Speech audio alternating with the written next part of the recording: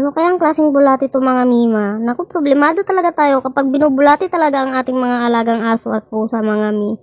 Ang dami pa namang uri ng bulati mga mi. May mga roundworm, tapeworm, hookworm, whipworm at buti na lang meron tayong puwanta, canine and feline dewormer mga mima. So ayan.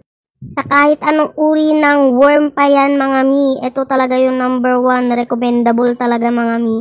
Dahil ito kaya niyang puksain lahat ng klase ng bulati ng mga alaga nating aso at pusa mga mi.